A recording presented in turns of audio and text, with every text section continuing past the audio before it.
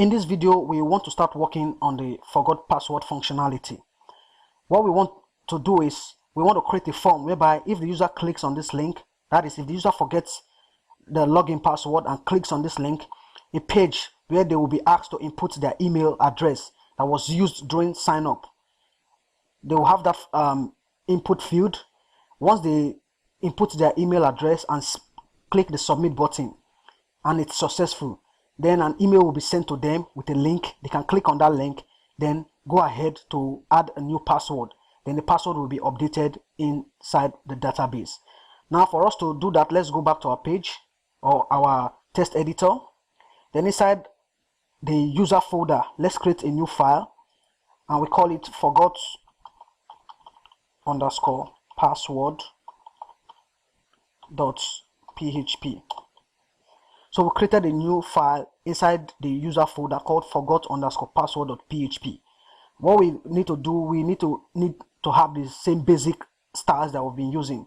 So we go to our index.php, we copy everything we have there because we need the links inside the header and also the nav bar. So we paste what we have inside. Then we take away everything we have inside this div with class container.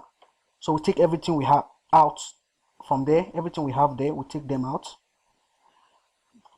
Then another thing is we change the name of or the title of the page. We can say forgot password recovery. So the title of the page is forgot password recovery. Now another thing we need to do, we want to add the form. So we go into our login_form.php. Then here we just copy everything we have inside the div with class container. So we copy them. Then we go back to our forgot password and we paste inside the div class or the div with class container. Check here, okay. Here we are only making use of the email input field. So we take out all of this PHP echo statement here. Then we take out the password as well because we are not making use of password. Then we take out this div that holds the link to the forgot password page. Then another thing is we want to change these messages. The first one is we can say forgot password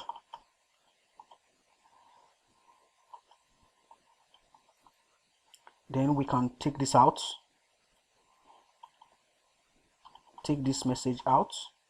Then here we can say, or before that we can just take this one instead out. So you undo the delete for this div with class row and sub underscore message because we want the text to appear at the center. So we take the one out, the div inside the before the form opening and tag for the form. So we can take this message out as well and we say please enter your email below. So we have this. Then the next thing we need to do is we can change this to forgot and we can call this submit. But I don't think we're going to be doing any client-side validation. The validation will be done from the server side. That means we don't want the user to input any an empty field or submit an empty field or input an email that does not match the email format. So having all this, let's go to our browser. But before we do that, we change this to submit instead of login. We change it to submit. But the name is forgot ID submit. The type is also a submit input field. So we go to our browser. We refresh this page, then we click on the login tab, then click on this forgot password link. Now we can see that it does nothing because inside the login form we just added a hash. We have not added the link. So let's go to our login form.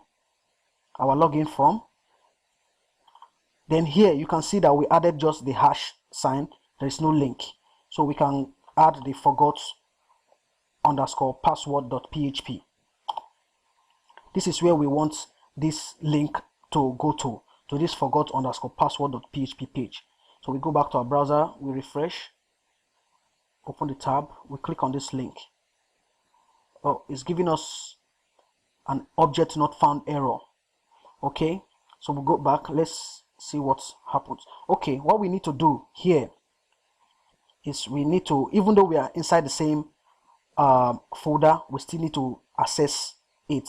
So we do ./user/forgot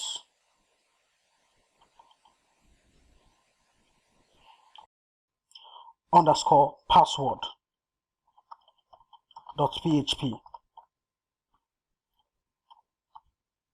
So we have this. Now we can go to our browser, refresh the page, and click on the link. So we refresh this, click on the link. Now it takes us to this page. Here we can see that there are no styles applied to this page because we are not having access to the custom.css. So we go back to our forgot_password.php and we fix that. So at the top where we have the link for the custom.css, we just add one dot at the front so we can get access to this folder, which will take us to this custom.css. Now we go back to the page, we refresh the page. Now we can see that the styles have been applied to this page. This is where the user will input the email, click on the submit, and an email will be sent to them where they can click on a link attached to that mail. A form also will be displayed where they can then input their new email and it will be updated in the database. So in the next video, we continue working on this.